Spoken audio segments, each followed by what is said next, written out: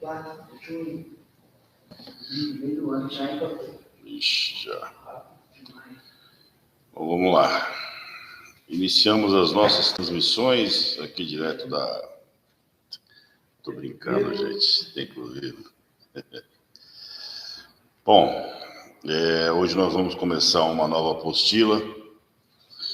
É a Viva a Tua Obra, o chamado das Escrituras ao quebrantamento e ao poder de Deus. Ok? Então nós vamos discorrer sobre nessa apostila, esse trimestre, né? Por esses 4 meses, né? E que Deus nos dê graça para a gente poder assimilar e aprender da palavra de Deus, ok? Bom, vamos lá.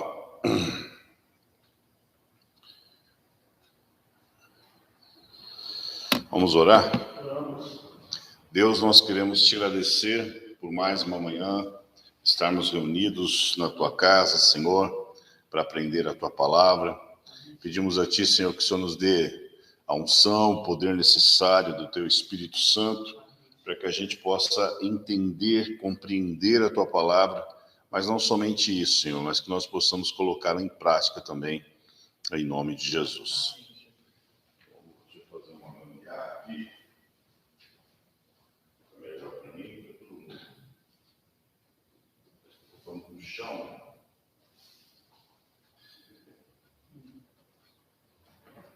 Enquanto isso, você pode ir abrindo a sua Bíblia, primeiro, segundo Colossenses, segundo Crônicas.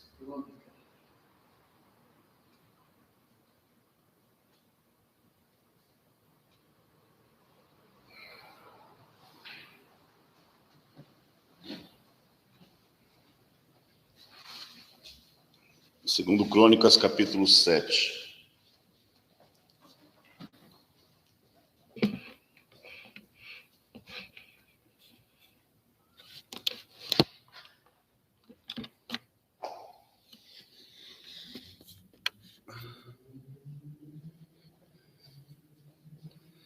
Segundo Crônicas, capítulo 7, do verso 12 ao 15. Vamos ler lá? Isso. Então aqui é quando Salomão ele consagrou o templo ao Senhor, né? Ele tinha acabado de construir. Então Deus fala ao coração de Salomão. Verso 12, diz assim: De noite apareceu o Senhor a Salomão e lhe disse: Ouvi a tua oração e escolhi para mim este lugar para a casa do sacrifício. Se eu cerrar os céus de modo que não haja chuva, ou se ordenar aos gafanhotos que consumam a terra, ou se desviar a peste, ou se enviar a peste entre o meu povo, se o meu povo que se chama pelo meu nome se humilhar e orar e me buscar e se converter dos seus maus caminhos, então eu ouvirei dos céus, perdoarei os seus pecados e sararei a sua terra.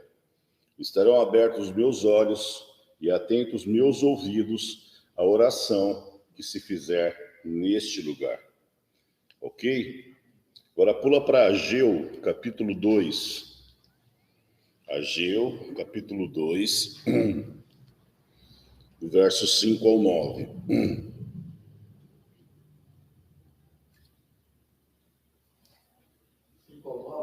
Isso.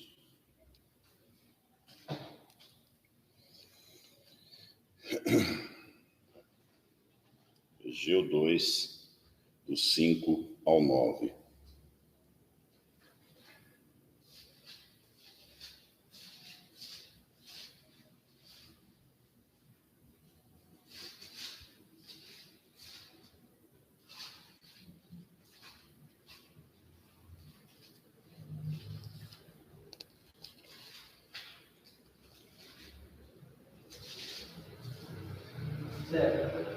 Segundo a palavra da aliança que fiz convosco, quando saístes do Egito, o meu espírito habita no meio de vós, não temais, pois assim diz o Senhor dos Exércitos: ainda uma vez, dentro em pouco, farei abalar o céu, a terra, o mar e a terra seca. Farei abalar todas as nações, e as coisas preciosas de todas as nações virão, e encherei de glória esta casa, diz o Senhor dos Exércitos. Minha é a prata, meu é o ouro, diz o Senhor dos Exércitos. A glória desta última casa será maior do que a da primeira, diz o Senhor dos Exércitos. E neste lugar darei a paz, diz o Senhor dos Exércitos. Bom, só para a gente poder entender e contextualizar, no primeiro texto, Salomão havia acabado de construir o templo em Jerusalém, né? Porque ele herdou essa responsabilidade da parte de Deus, substituindo seu pai Davi. E aqui, nesse segundo texto, o povo hebreu tinha sido levado cativo, muitos tinham se dispersado, alguns morrido, enfim, e aquela era a reconstrução daquele templo. Então, num primeiro momento, Deus abençoa, o povo peca, é levado cativo, e aí é uma reconstrução do templo. E aqui, para você poder entender o porquê que Deus está dizendo que a glória dessa segunda casa será maior do que a primeira. Então, houve uma construção e depois uma reconstrução, ok? Então, vamos lá. A lição de hoje, só lembrando, né? A apostila é: aviva a tua obra, o chamado das Escrituras ao quebrantamento e ao poder de Deus. A lição de hoje é a lição número 1, é o avivamento espiritual, ok? Então, o texto áureo para nós é o que está em 2 Crônicas, capítulo 7, verso 14. Se o meu povo, que se chama pelo meu nome, se humilhar e orar e me buscar e se converter dos seus maus caminhos, então eu ouvirei dos céus, virei e sararei a sua terra. Então, a verdade prática para nós hoje é que humilhar-se diante de Deus, buscar a face do Senhor em oração e converter-se de seus maus caminhos são atitudes que precedem o avivamento espiritual. Então, se a gente quer um avivamento espiritual, nós precisamos ter isso muito claro na nossa mente, que é humilhar-se diante de Deus, buscar a face de Deus em oração e converter-se dos seus maus caminhos. Por quê? Porque a transformação, o avivamento, ele procede de dentro para fora. É fruto de algo que Deus está fazendo internamente, né? Então, eu tenho que me humilhar, buscar a face de Deus e não a mão de Deus, porque o que acontece muito hoje é que as pessoas elas vêm para a igreja para buscar a face, a mão de Deus, as bênçãos de Deus, e não a transformação da parte de Deus, né? As pessoas querem bênção, querem prosperar, querem ter êxito nos seus projetos e tudo, mas não quer, de repente, se converter, né? Por isso que depois diz converter-se dos seus maus caminhos, né? Então, será que nós estamos dispostos a seguir os propósitos de Deus? Será que quando nós buscamos a face de Deus, nós conseguimos perceber o quão pecadores nós somos, né? E assim vai. Então, como introdução aí, a gente precisa entender que o avivamento é uma necessidade da Igreja de Cristo ao longo da história. Por quê? Eu até falava esses dias para a gente não acostumar-se com o sagrado. Às vezes nós nos acostumamos a vir para a igreja, nos acostumamos com a liturgia do culto e, de repente, Deus tem coisas para trabalhar e fazer em nós que muitas vezes, no nosso comodismo, nós não percebemos, não entendemos e automaticamente nós barramos a obra de Deus. Então, a indiferença e a letargia espirituais sempre estiveram presentes como obstáculo ao desenvolvimento espiritual dos crentes, que é o que eu estou falando. A gente começa a ter uma vida de indiferença. Por quê? Porque você está acostumado, vou para a igreja, tem lá os irmãos, papapá. Mas o que Deus quer fazer em mim? O que Deus quer mover? E outra coisa, mesmo que eu saiba que Deus quer fazer algo diferente, ou trabalhar de um modo que me leve a determinados trabalhos, situações, será que eu estou disposto? Então aí vem a letargia espiritual, que é aquela paralisia, aquele comodismo e tudo. E isso acaba virando um obstáculo ao desenvolvimento espiritual dos crentes. Então, uma coisa que a gente tem que começar a prestar atenção é como está o meu desenvolvimento espiritual diante de Deus. Será que eu estou crescendo ou será que eu parei no tempo e me acomodei? Né? Então, a gente vai discorrer um pouquinho sobre isso daí.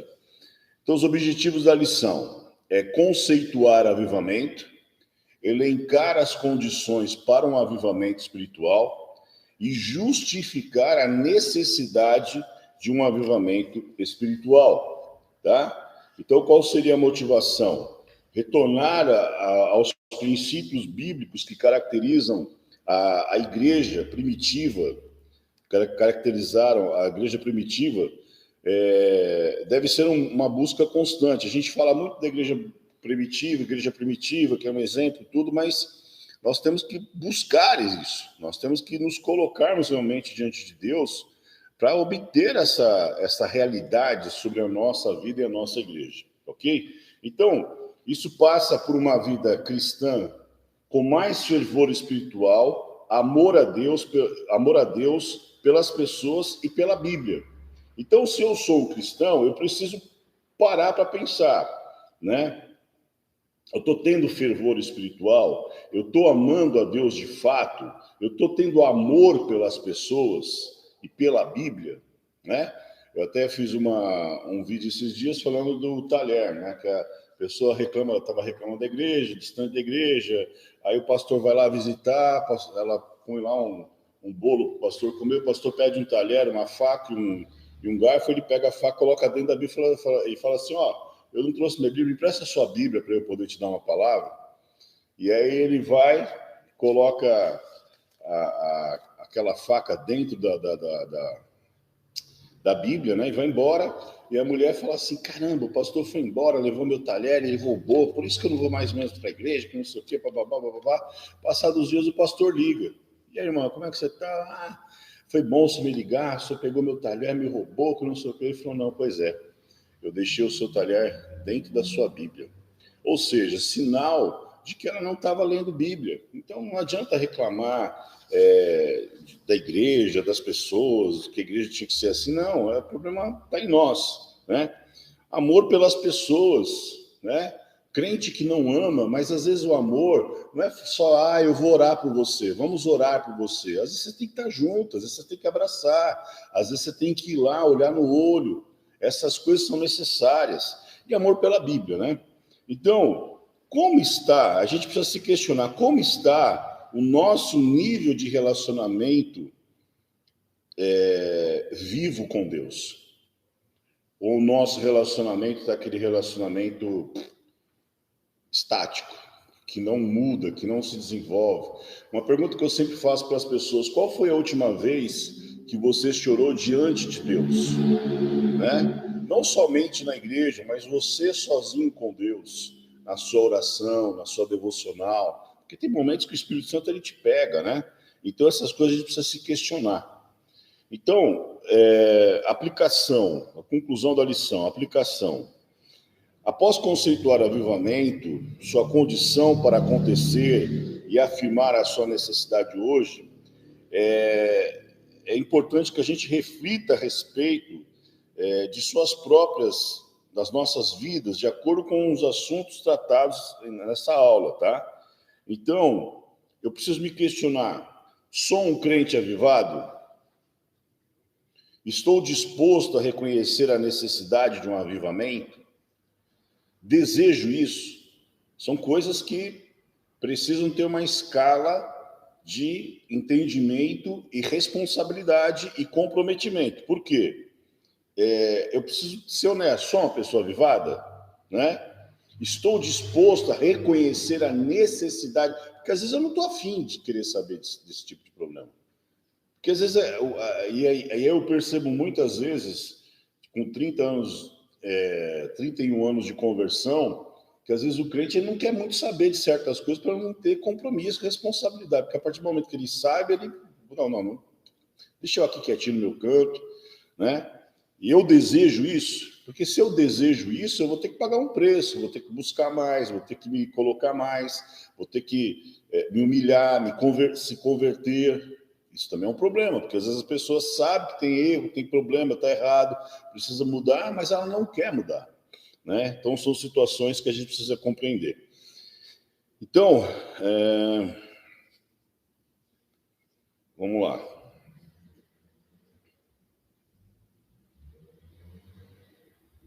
Então vamos lá. Nós veremos o quanto que o avivamento espiritual é indispensável para o crescimento, o desenvolvimento e o cumprimento da missão integral da igreja no mundo.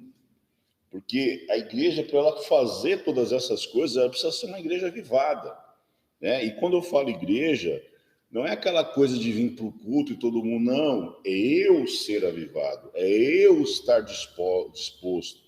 Por isso que quando eu sou uma pessoa avivada, eu não dependo do culto, da forma com que o culto é direcionado, porque eu vou entregar o meu culto a Deus, né? Então, esse fenômeno espiritual é a condição primária para que o corpo de Cristo proclame o evangelho de Jesus a cada criatura.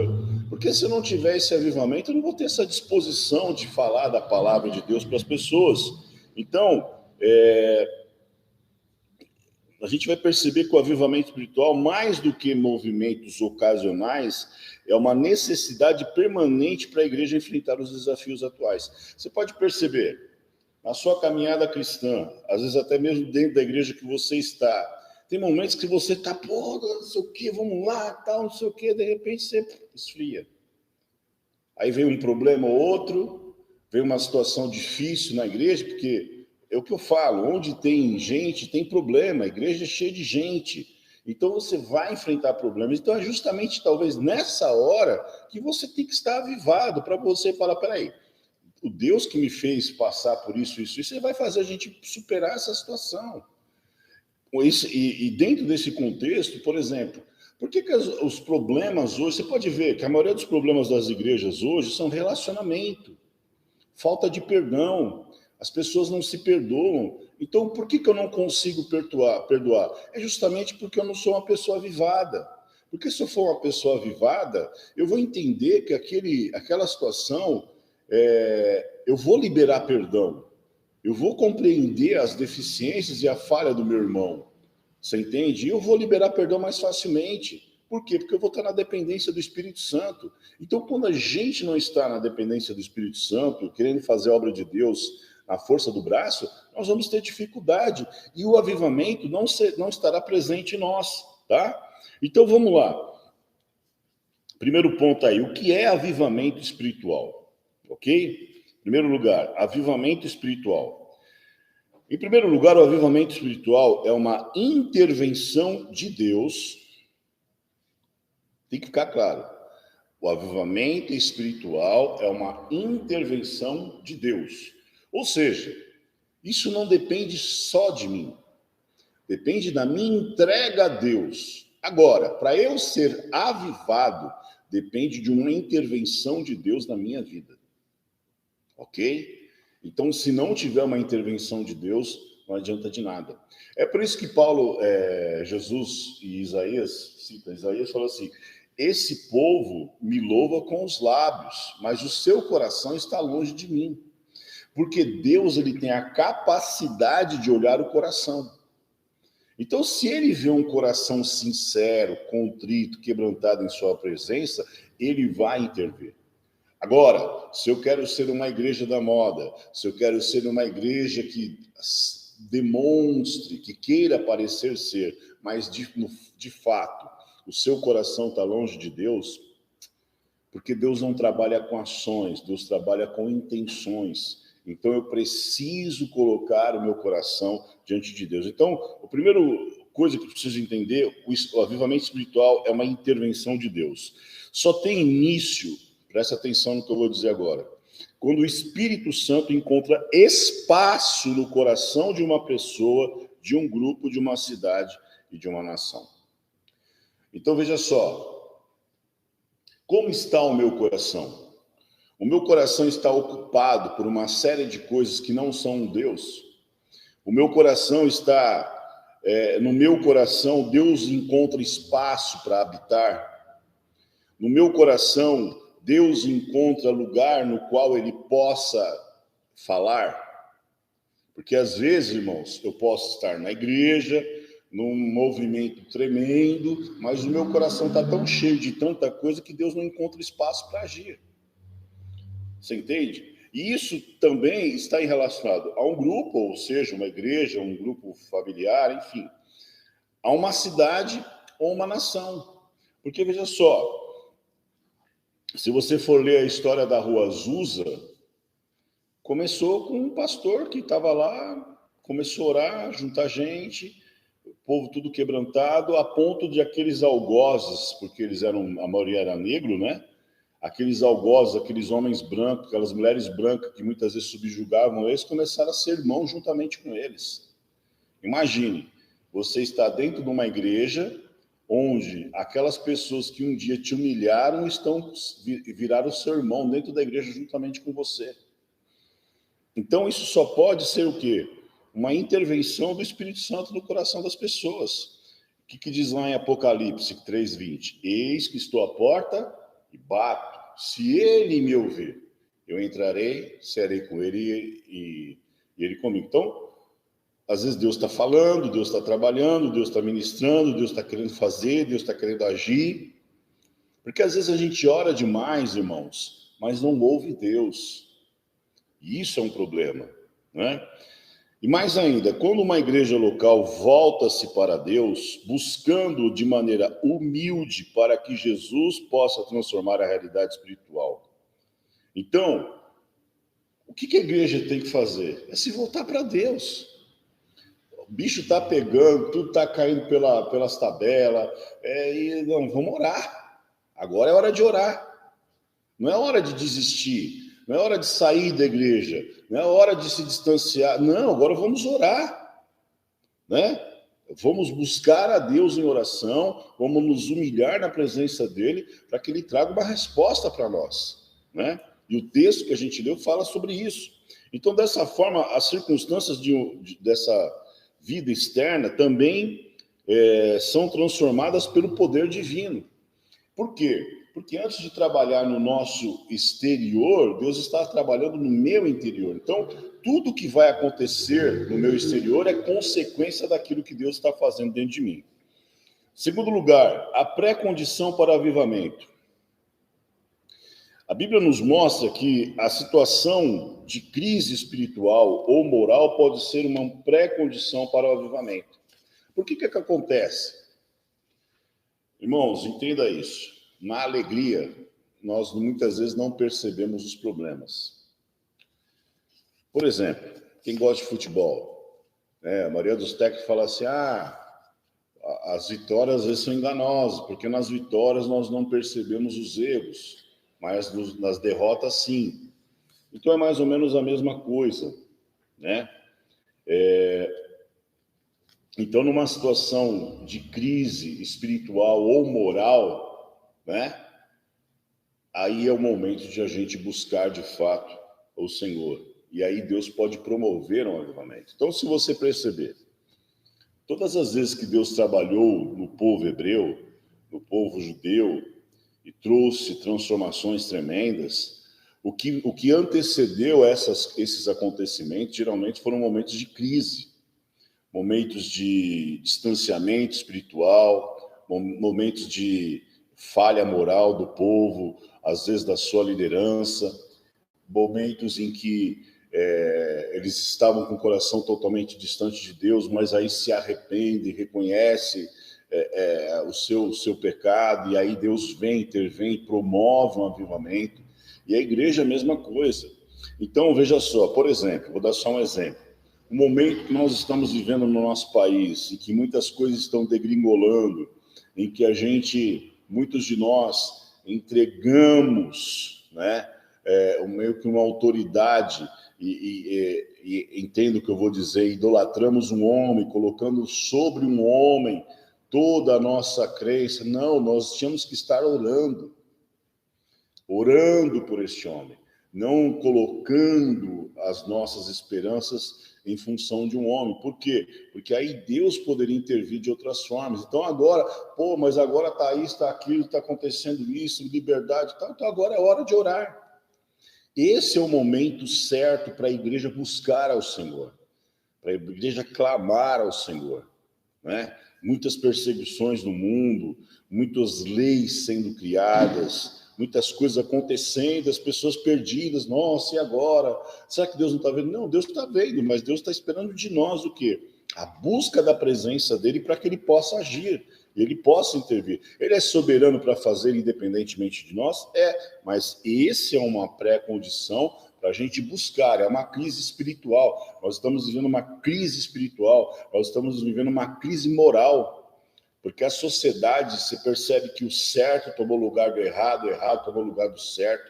Olha as músicas que nós ouvimos, olha as coisas que são implantadas nas escolas, nas academias, né? Então são situações que a gente precisa enxergar, olhar espiritualmente e falar, peraí, o que nós vamos fazer?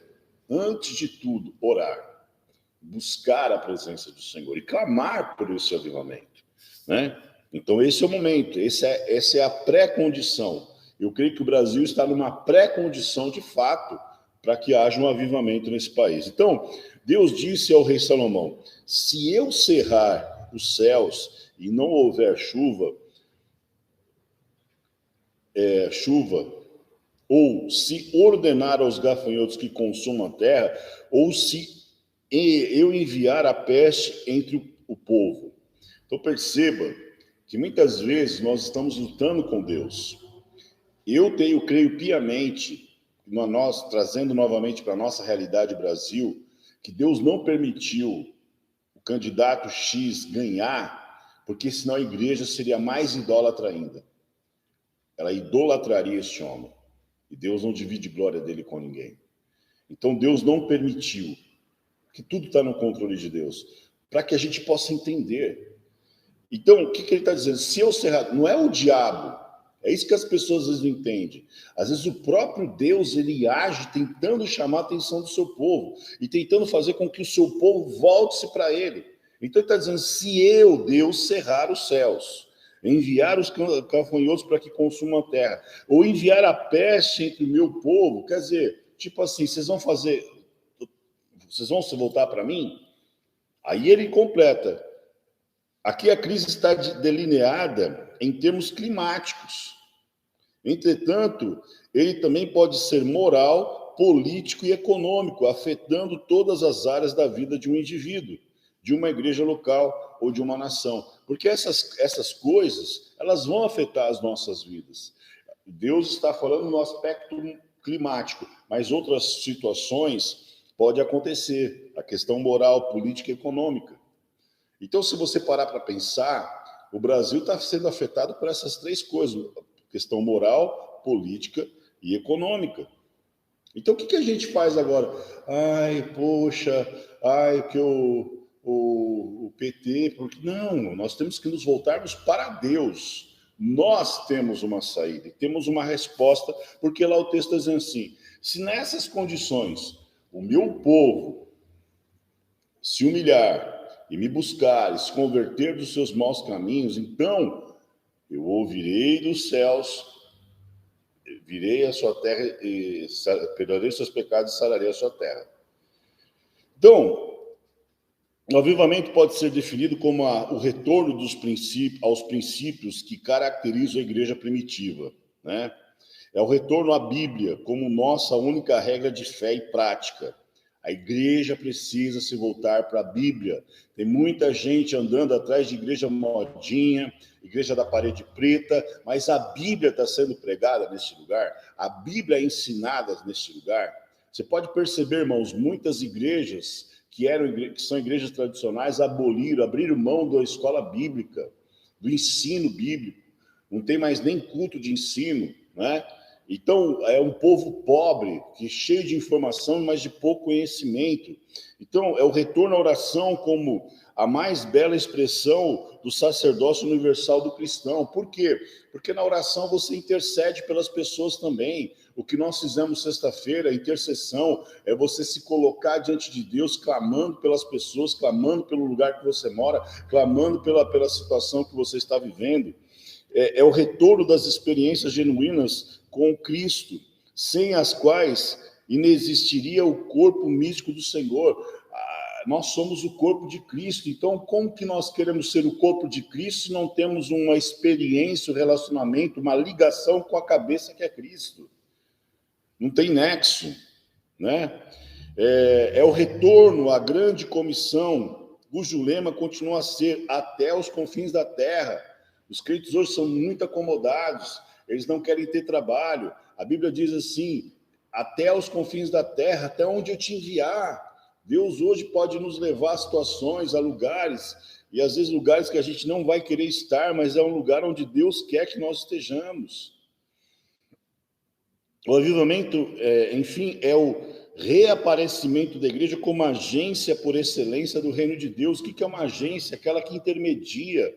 A Bíblia fala que Deus nos deu o ministério da reconciliação. A Bíblia diz que Deus nos fez embaixadores do seu reino. Então, o que o embaixador faz? Ele intermedia. O que alguém que tem o ministério da reconciliação intermedia? É levar aos homens a presença de Deus, é levar Deus aos homens.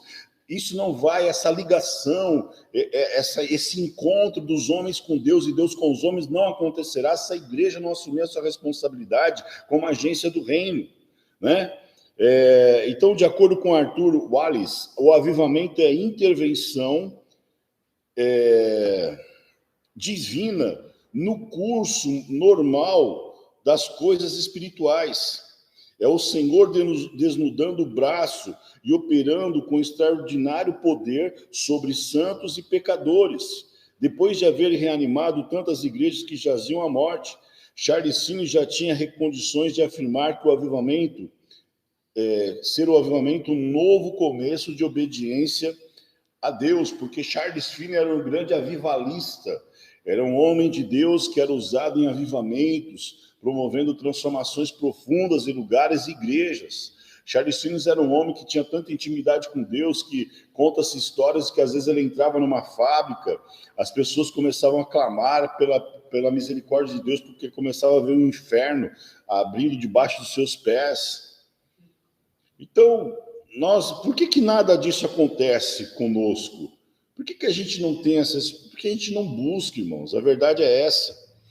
E aí eu tenho um irmão, o presbítero Josué, eu nunca me esqueço, ele contando, ele falando assim, houve uma época na minha vida que eu tinha tanta intimidade com Deus, que uma vez eu fui no Pico do Jaraguá, eu estou saindo do Pico do Jaraguá, lá tem eu nunca fui, mas tem uma espécie de estacionamento, um negócio assim, sei lá, e tem umas barracas lá, de repente ele sai, a pessoa olha para a cara dele e começa a chafurdar e cair demoniado. Ele falou, meu Deus, e agora? O que eu faço? Ele falou, vou ter que orar pela pessoa. E um monte de gente em volta, ele orando, sai, e expulsou o demônio da pessoa. A gente tem medo, a gente nem quer ter essas experiências, né? Então, vamos lá. Avivamento é arrependimento. Acreditamos, pois, que... Acreditemos, pois, e proclamemos Atos 3,19. Vamos abrir lá, Atos, capítulo 3, verso 19. Atos 3,19. Diz assim, arrependei-vos, pois, e convertei-vos para serem cancelados os vossos pecados. No grego, indica que podemos viver tempos de refrigério até a vinda do Senhor, mas eles somente virão quando houver genuíno arrependimento. Um dos problemas também das pessoas dentro da igreja é que elas não se arrependem dos seus pecados. Elas estão, às vezes, até com a mente cauterizada, que não entendem a profundidade do problema que é viver em pecado, ou que está no pecado não confessado. A Bíblia diz: arrependei-vos, pois, e convertei-vos para serem cancelados os vossos pecados.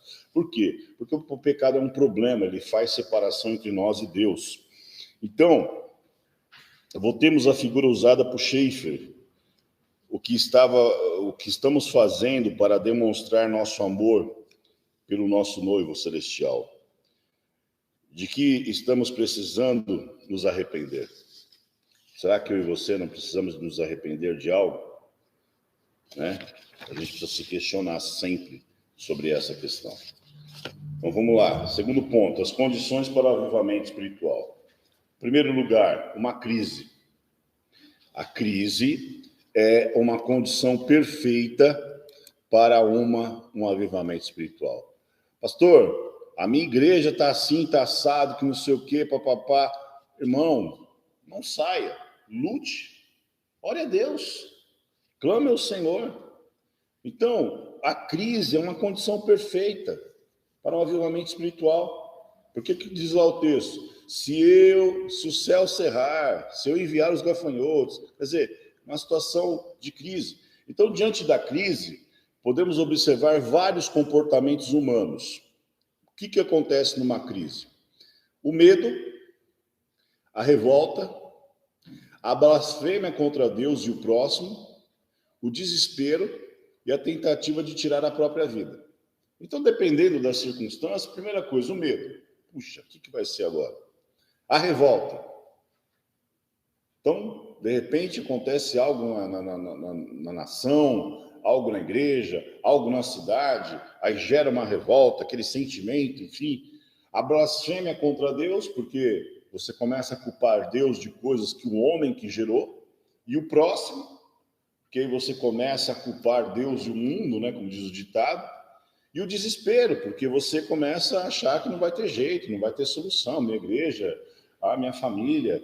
Irmãos, para pensar, quantas crises nós passamos nas nossas famílias e Deus operou e respondeu. E situações que pareciam para a morte, de repente Deus ele reverte em bênção. Então, por que a gente não consegue perceber que Deus pode fazer? Deus já fez, já tem feito, não é que ele fez, ele tem feito. E a tentativa de tirar a própria vida, porque em algumas situações a pessoa entra em um desespero tão profundo, por exemplo, numa crise financeira, né?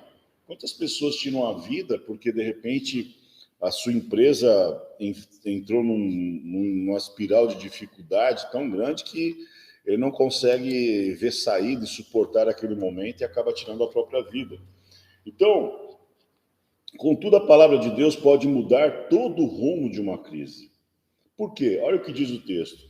E se o meu povo, que se chama pelo meu nome, se humilhar e orar e me buscar e se converter dos seus maus caminhos, então eu ouvirei dos céus, perdoarei os seus pecados e sararei a sua terra. Deus está dando uma condição.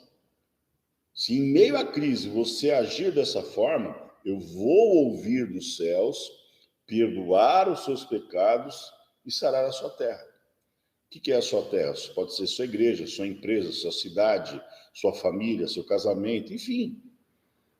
Então, quando vier a crise, busque a presença de Deus. É isso que está tentando nos ensinar. Porque você vai sair mais forte dessa situação. Por isso que Paulo fala assim, quando estou fraco é que sou forte. Por quê? Porque eu dependo de Deus. Então, vemos nesse versículo alguns aspectos importantes que antecedem o avivamento, né? Segundo lugar, humilhação diante de Deus. Então, no lugar de se revoltar diante das crises espirituais ou materiais,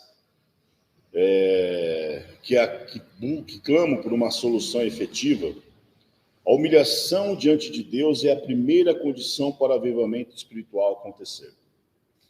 A crise chegou, crise no seu casamento, crise na sua igreja, crise nos seus negócios, crise na sua família. O que você faz? Você revolta? Não. Agora é hora de ser sangue frio, né? E se humilhar diante de Deus. Porque olha o que está dizendo o texto. E se o meu povo, que se chama pelo meu nome, se humilhar. Porque às vezes, irmãos, nós somos tão altivos, sem perceber, não, eu faço, acontece, eu sei.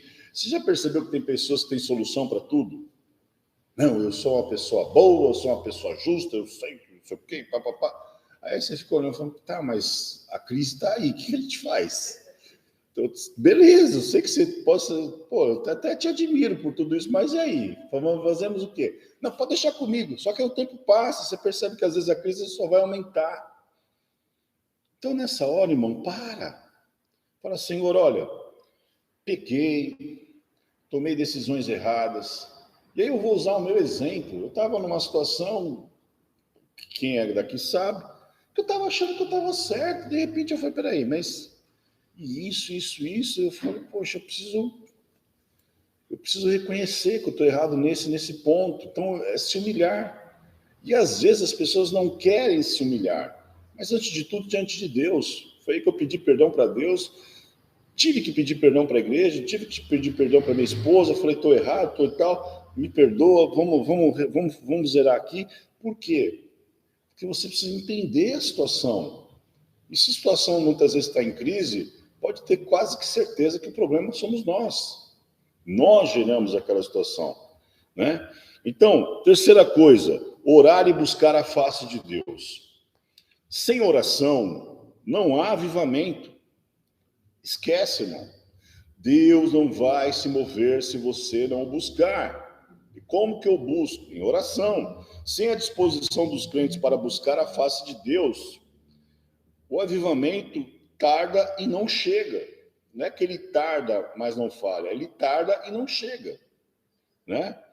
Então, nesse sentido, podemos perceber se uma igreja local busca verdadeiramente o avivamento espiritual de acordo com a frequência dos crentes nos cultos de oração, na prática das orações devocionais, na perseverança em orar com propósito por determinados períodos de tempo.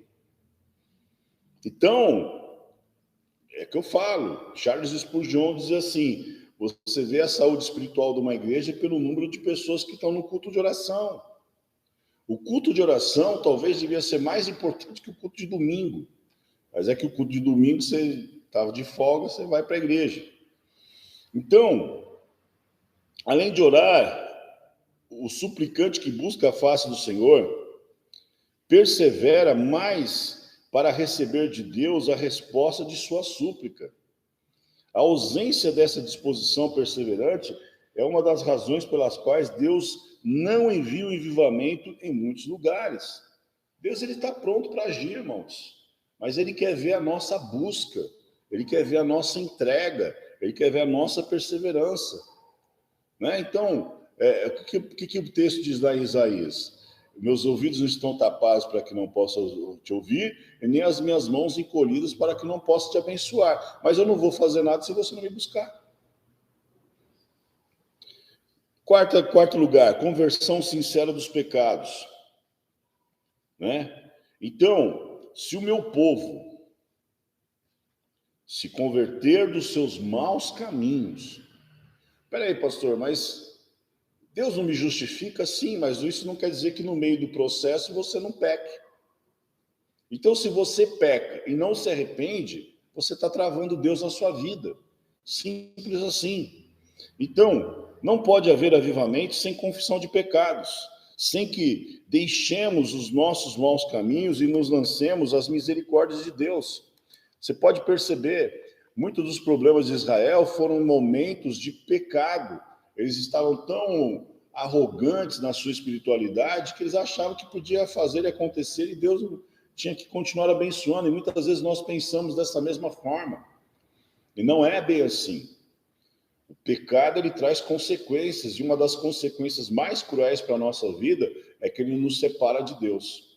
Eis a advertência tão séria. Salmo 66, 18 diz assim, se eu atender a iniquidade no meu coração, o Senhor não me ouvirá.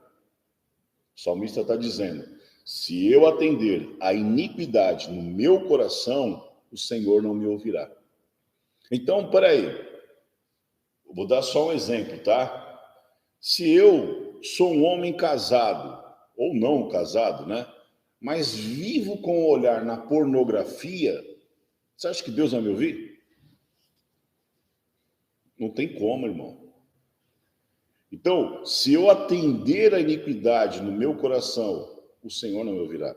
Vai ter momentos que você vai até se iludir, achando que Deus está te ouvindo, que Deus está te chancelando suas atitudes, mas uma hora Deus, vai cessar. E aí você vai sentir. Ok? Quinta coisa, o caminho preparado.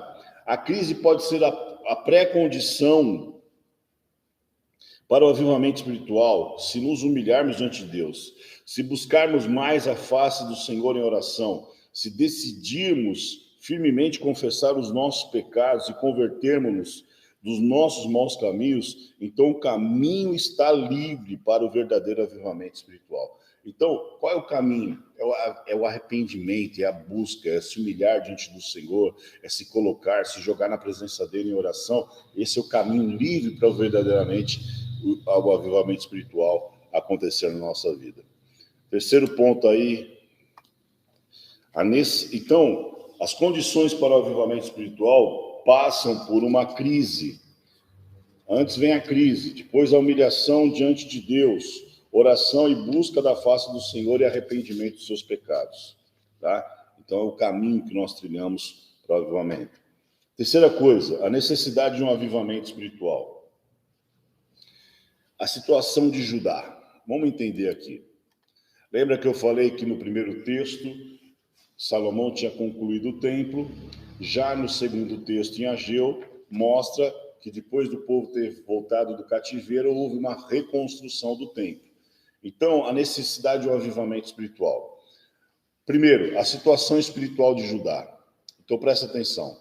Por causa da desobediência de Judá, profetas alertavam a respeito da futura destruição da nação, mas o povo não ouviu as divinas advertências. Você pode encontrar isso em Amós 2, 5, 3, 6, Isaías 6, 11 e 8, 7. Ok?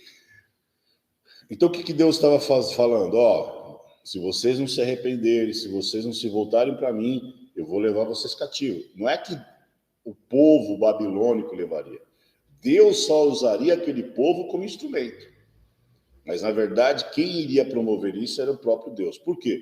Porque eles estavam vivendo uma vida de pecado na presença de Deus. Né? Então, muitas vezes a gente fala assim, o diabo, mas às vezes não é o diabo. Às vezes, e eu até falei esses dias para minha esposa, eu tenho medo. Ela falou do quê? Eu tenho pavor, eu falei para ela, de repente eu me encontrar lutando contra Deus. Porque é isso, irmãos. E às vezes as pessoas não conseguem entender. A gente lê a Bíblia, a gente vê a história do povo hebreu, do povo de Israel, a gente fala, nossa, às vezes nós somos iguaizinhos a ele. Né? Então, os profetas alertaram.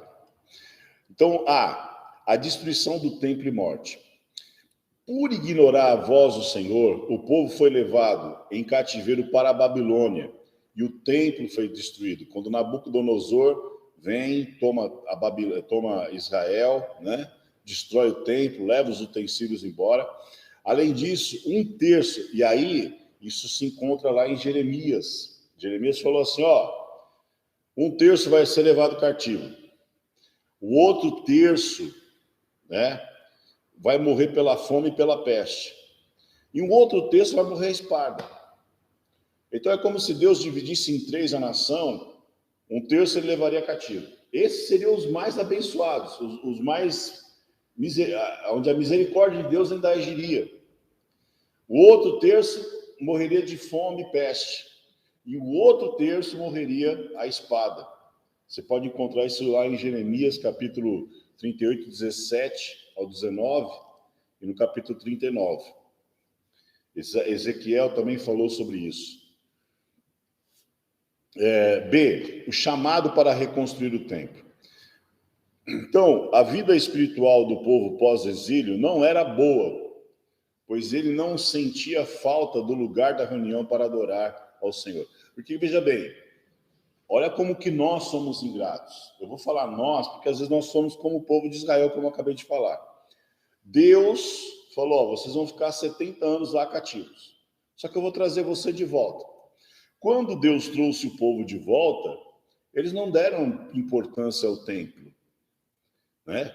Então, por meio do profeta Ageu, Deus cobrou o povo rebelde a reconstrução do templo que o exército babilônico destruíra, porque ele estava, tanto que em Ageu, capítulo 1, verso 8 e 9, verso 2,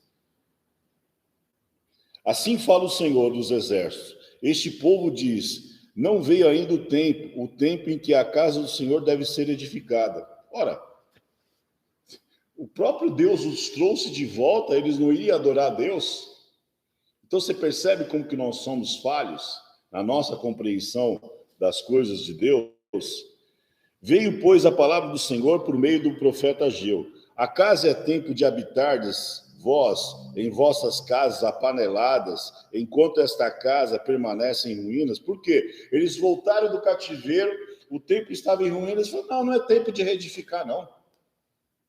E às vezes nós fazemos isso na nossa vida hoje, porque às vezes a igreja também é responsabilidade nossa. Eu faço parte da construção ou reconstrução da igreja. Então, eu olho, não é tempo, não. Vamos orar, Deus vai. Não, às vezes não é orar, é pôr a mão na massa, né? E aí o profeta continua. Ora, pois assim diz o Senhor dos Exércitos, considerai o vosso passado, tendes semeado muito e colhido pouco. Comeis, mas não chega para fartar-vos. Bebeis, mas não dá para saciar-vos. Vestivos, mas ninguém se aquece. E o que recebe salário, recebe-o para pô-lo num saquetel furado. Assim diz o Senhor dos Exércitos, considerai o vosso pecado, subi ao monte, trazei madeira e edificai a casa. Dela me agradarei e serei glorificado do Senhor. Esperaste muito, e eis que veio a ser pouco. E esse pouco, quando trouxestes para casa, eu com um assopro o dissipei. Por quê? Diz o Senhor dos Exércitos, por causa da minha casa, que permanece em ruínas, ao passo que cada um de vós corre por causa da sua própria casa. O que estava acontecendo? Eles estavam vivendo a vida deles, e a casa de Deus em ruínas lá, né? Então, Deus ele nos chama para fazer parte, reconstruir o templo dele, né? Que é o que aconteceu com o povo hebreu. C. Deus levanta homens para realizar a obra. O povo pós-exílio se descuidou, né? O povo pós-exílio se descuidou e não deu valor à casa do Senhor. Após a repreensão divina, Deus levantou homens fiéis para reconstruir o templo. Quem foi? Zorobabel, que era o governador, Josué, que era o sumo sacerdote, e uma parte do povo. Depois você pode conferir lá, Ageu do 1, capítulo 1, verso 12 ao 15. A Bíblia revela que Deus está com os que trabalham segundo o seu propósito. Porque olha o que diz Ageu 2,4. Ora, pois, sê forte, Zorobabel, diz o Senhor, sê forte, Josué, filho de Josadaque, o sumo sacerdote, e tu, todo o povo da terra, sê forte, diz o Senhor, trabalhai, porque eu sou convosco, diz o Senhor dos Exércitos. Então Deus levantou homens, uma boa parte da população ficou dispersa, sem se importar, mas Deus sempre terá homens fiéis em sua obra, para poder fazer e cumprir o seu propósito. D. O desejo das nações e a glória da segunda casa. Então, conclamando o povo a se levantar para construir o segundo templo, e por intermédio do profeta, Deus descreveu como seria o avivamento. E aí ele diz, e virá o desejado de todas as nações, e encherei esta casa de glória. O que ele estava dizendo? Olha, quando vocês acabarem de construir, eu, Deus, vou encher essa casa de glória. E aí ele promete, a glória desta última casa será maior do que a da primeira, diz o Senhor dos Exércitos. E nesse lugar darei a paz, diz o Senhor dos Exércitos. Então ele estava dizendo o seguinte, ó, quando vocês reconstruírem, eu vou habitar nessa casa. Eu vou me manifestar nela. E a glória dessa última casa será maior do que a primeira. E olha que a primeira foi construída por Salomão. Segundo lugar, Deus usa Ciro para libertar o povo do cativeiro. Ciro não era filho de Israel, não era servo de Deus, não é? Ele era um persa, o rei da Pérsia. A Pérsia, para quem não sabe, é o que hoje é o Iraque, tá? Mas foi levantado pelo Altíssimo para executar seus planos de libertação do povo israelita que se achava cativo na Babilônia. Então, as promessas de Deus a Ciro. Foi tão importante o papel de Ciro que foram vistos em relação a homens verdadeiramente chamados para realizar seus divinos propósitos. Então, é como se Ciro fosse um próprio hebreu. Deus prometeu algo, fazer algo através de Ciro, e cumpriu esse algo que Deus prometeu. Depois você pode conferir lá em Isaías capítulo 45, verso 1 ao 3. Ciro liberta Israel do cativeiro. Logo no início do seu reinado, o rei Ciro ouviu o chamado de Deus para executar a grande missão de libertar Israel, cumprindo os profetas que anunciavam o fim do cativeiro. Porque Jeremias ele profetizou que seria levado cativo, mas ele também profetizou que haveria o fim do cativeiro. No ano 1º de Ciro, que foi em 538 a.C., ele cumpriu o que Deus colocou no coração de Esdras, que está lá em Esdras 1, 2 e 3. Terceiro, a conclusão do tempo. Com a graça de Deus, por meio do rei Ciro, levou os israelitas, voltaram a Jerusalém e começaram a reconstruir o templo, né?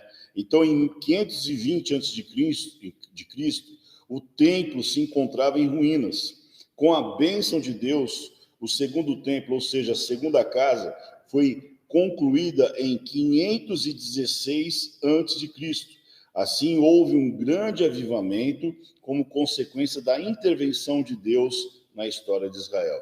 Então, tudo aquilo que Deus havia prometido, ele usou a vida de um homem chamado Ciro para libertar o povo, para trazer de volta a sua terra, e eles conseguiram concluir a reconstrução daquela casa, da casa de Deus, e através disso houve um grande avivamento no meio do povo de Israel. Então, terceira e última coisa aí, a necessidade de um avivamento espiritual. Presta atenção agora, só para a gente encerrar. A inércia de muitas igrejas só pode ser abalada por meio de um verdadeiro avivamento espiritual. Então, minha igreja é isso, minha igreja é aquilo, minha igreja é uma igreja parada, minha igreja é uma igreja morna. Sabe quem é o culpado disso? Você. Nossa, pastor, eu não, porque a minha igreja tem um pastor que é isso, tem umas irmãs que é aquilo, tem um povo não sei o quê. Não, você. Porque está talvez faltando alguém chamar o povo ao arrependimento e começar a buscar a presença de Deus. Se colocar em oração. Mas a minha igreja é rebelde. Não, começa por você. Uma fagulha pode incendiar um prédio inteiro, um matagal inteiro, enfim, mas tem que começar de alguém. Tem um cântico que diz assim: a começar de mim quebra corações. Porque às vezes a gente quer que algo aconteça assim, que Deus desça do céu. Não. Como é que Deus vai fazer? De que forma? Através de mim. A começar por mim. Mas o pastor, não, começa a orar pelo teu pastor. Porque o meu líder de novo, começa a orar por ele. Jejua. Porque minha esposa, ora por ela, jejua por ela. Percebe? Deus, ele não vai intervir, ele pode, ele é soberano para isso, mas ele vai usar alguém. Então alguém tem que pagar o preço. Por isso que há a intercessão. Né? O pastor Theo Hayashi, ele fala assim: quando eu vejo que eu vou entrar numa situação complicada, que vai ter um desafio espiritual, eu convoco o meu grupo de intercessão para me cobrir de oração e cobrir a minha família. Por quê? Porque às vezes o diabo não pega você, mas pega aqueles que estão próximos, que são mais frágeis espiritualmente. Então, a busca, a presença de Deus é tudo, irmãos. Né? Então, A inércia de muitas igrejas só pode ser abalada por meio de um verdadeiro avivamento espiritual, mas isso vai começar como? Reconhecimento da crise, arrependimento do pecado e busca em oração, se humilhar. Então, infelizmente, há uma tendência natural histórica para o predomínio de uma letargia espiritual no meio do povo de Deus, que outrora foi poderosamente avivada. Então, o que acontece no meio da crise, na maioria das vezes hoje? Uma igreja é problemática. Tá, faz o quê? Só olha? Começa a clamar. Começa a orar. Se preciso for, vai lá. Fala com o teu pastor, fala com o teu líder, fala com uma irmã, fala com o Beltrano. Começa a falar, Deus tem colocado isso no meu coração, vamos fazer assim, vamos fazer assado. Às vezes precisa começar por alguém, né? E isso é muito necessário. Assim presenciamos o crescimento da frieza e mornidão espiritual sobre os corações de um povo ou de uma igreja local. Há lugares em que, há décadas atrás, o percentual de cristãos e de igrejas era elevado. Isso, presta atenção nisso, isso aqui é muito importante, tá? Nos últimos anos, esse percentual vem caindo. Houve uma época, irmãos, que houve um boom das igrejas evangélicas. Era a igreja evangélica crescendo, crescendo. Era até moda dizer que era evangélico. Hoje, está começando a fazer isso aqui, ó. Começa a prestar atenção. Hoje, o fechamento de igrejas é uma realidade. E é verdadeiramente uma realidade. Ontem eu estava conversando com uma pessoa, a pessoa, porque não sei o que a igreja, como é que aconteceu? A igreja fechou. Eu falei, fechou? Fechou. E quem é o culpado? É Deus? Não, somos nós. Porque não nos comprometemos com a sua obra. Aí você vê grandes igrejas, essas igrejas grandes, eu não vou citar o nome aqui, que tem... Quantas dessas igrejas estão fechando? Você pode prestar atenção, porque não consegue pagar aluguel, porque não tem povo, e aí vai haver um declínio espiritual, e aí fecha. Então, para a gente, como o avivamento era uma necessidade do povo de Israel, nos dias de Ciro, ele é necessário na igreja de hoje. Irmãos, de fato, a igreja de hoje precisa de um grande avivamento. Nós precisamos de um avivamento, né? E às vezes a gente fala, a igreja precisa. É como se as igrejas todas precisassem, menos a nossa. Não, principalmente a nossa igreja. Então, qual dos leitores...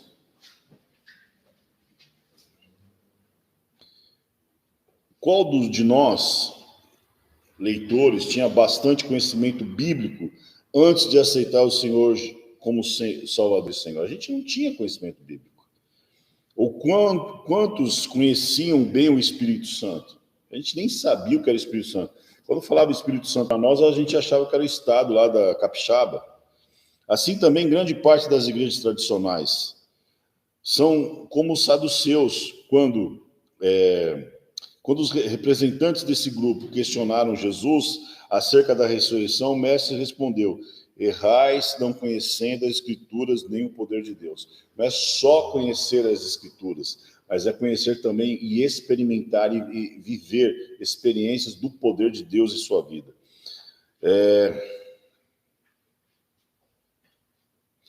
E aqui é importante, não pode conhecer a Bíblia sem conhecer o poder de Deus na sua vida, né? Então, para a gente encerrar aí, como conclusão, quando o povo de Deus se encontra em situação de frieza espiritual, a vontade divina é a de sempre reacender a chama que está se apagando. Deus tem uma clara intenção de intervir, mas ele precisa que a gente reconheça e o busque. Se for preciso, ele usará uma crise para isso. Usará circunstâncias diversas para levar o seu povo ao deserto, a fim de falar ao seu coração. Inclusive, tem uma música que eu estava ouvindo esses dias, que é do Grupo Zoe, e fala assim, ele me leva ao deserto para falar de amor. Eu até falei, mas Deus às vezes é estranho, ele leva ao deserto para falar de amor. Até a Alessandra me corrigiu. Sim, mas porque é no deserto que você, de repente, começa a ouvi-lo. Então, às vezes, por amor a você, ele te leva ao deserto, porque é a forma que ele encontra de poder falar com você. Que aí ali no deserto você não tem nada, que você vai fazer o quê? Ou você ouve Deus ou você não ouve, né? Então, o seu povo, a fim de falar ao seu coração, a sua exigência, porém, é que o seu povo se humilhe, busque a sua face, se converta dos seus maus caminhos, então o avivamento espiritual virá. Perguntas? Então, isso aí é reafirmando a aula, né? Isso aí prova a nossa total dependência de Deus, né? Sim. E para ter esse avivamento, nós temos que enxergar que nós dependemos de Deus. Sem Deus a gente não vai conseguir fazer nada, né? Sim. Isso é bem claro, porque vem a crise, vem os problemas, vem a doença, né? E mesmo que seja pela vontade de Deus que ele está aparecendo, ou porque a gente tem aprendido que Deus, ele dentro da crise, ele faz obras, ele faz milagres, né? Sim. Então, ele veio para provar, não simplesmente para provar que ele é Deus, mas para mostrar para a gente que nós somos dependentes dele. Sem ele, a gente não vai fazer nada. Amém. A dependência física e espiritual, né? Amém. Porque sem Deus, a gente não faz nada. Aí eu falo, tem gente que, né, Deus o livre, um bico de sinuca, um determinado problema para desfazer. Aí o que a pessoa faz? Se a pessoa não tem Deus, ele vai se matar, ele vai, sabe, vai passar para outras pessoas, né? E vai ficar desgovernado. Então aí mostra a dependência de Deus. Inclusive, uma coisa que me ocorreu agora, né? Tinha um livro que chamava Homens, era um livro para homens. E o pastor ele falava assim: nós homens sempre enfrentaremos crises, seja financeira, seja familiar, espiritual, enfim. E ele fala assim: a nossa tendência natural como seres humanos é fugir. Então, aí ele até cita, né? As pessoas, por que as pessoas bebem, por que as pessoas se drogam? É como um refúgio, né? Uma fuga de uma situação. Aí você pega, por exemplo, um camarada que está viciado no crack, viciado na cocaína, enfim. Eu tô assim porque um dia meu pai falou tal coisa, eu não gostei, isso... Sabe, você pode prestar atenção, é mais ou menos as mesmas histórias. Eu tô assim porque a minha mulher me largou, eu tô assim porque fulana me traiu, Beltrano, não sei o quê, eu entrei em crise e tal. Então, qual que foi a saída dele? Fugir. E qual que foi a fuga? Uma situação como essa. Então, ele fala assim, o que é mais fácil diante de uma crise? Enfrentar a crise ou fugir dela? É fugir. A nossa tendência natural é fugir. Então, por exemplo, aí traz para a igreja está problemática. O que a gente quer fazer? Sai fora. O casamento está em crise.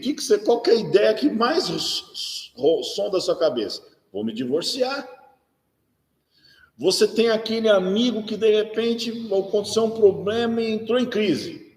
Qual que é a sua tendência? Se afastar. É fugir do problema e não encarar o problema.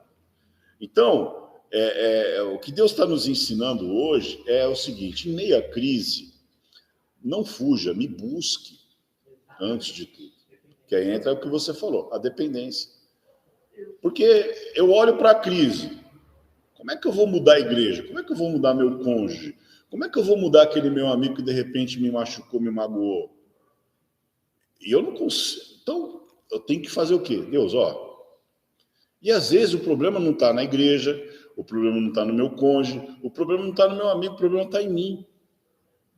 E se eu não buscar a Deus, eu não vou enxergar isso. E detalhe, pastor, nós também podemos fazer um comparativo, né? Por que seja um problema? E Deus? Por que é maior? É Deus. Deus, sempre será Deus. Deus. E assim, então, trazendo o que você acabou de falar, peraí, tá tudo assim, mas Deus pode. E até me ocorre uma situação agora, que você vai entender bem, de uma situação que aconteceu um tempo atrás, aquilo que parecia para a morte se tornou vida. Exatamente. Você sabe do que eu estou falando, né? Sim, claro. Que você vê que fala, poxa, tanto que eu presenciei e falei, poxa, tá vendo? Aí, Parecia morte, parecia destruição total e completa. Então, de repente, Deus ele usou de uma situação que se tornou vida, e uma vida abundante.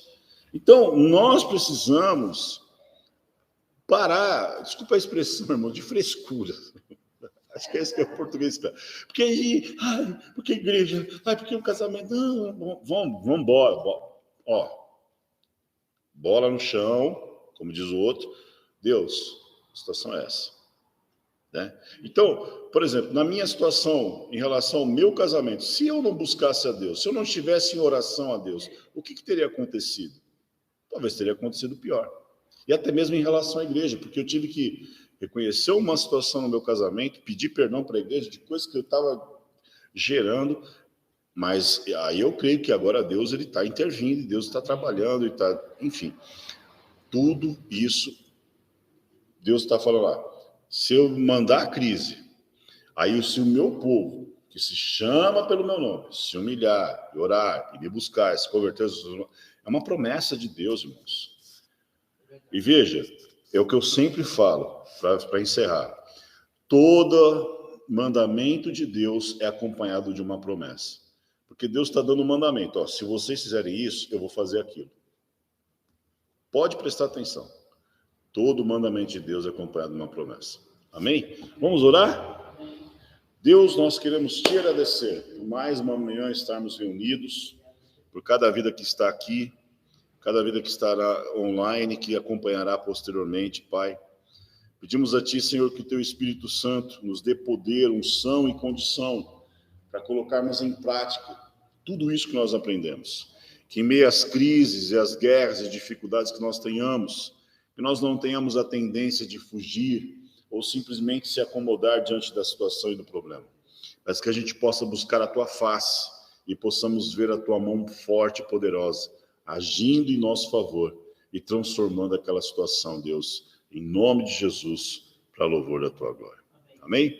Deus abençoe vocês, que estudam sempre mais, até de noite. É isso aí.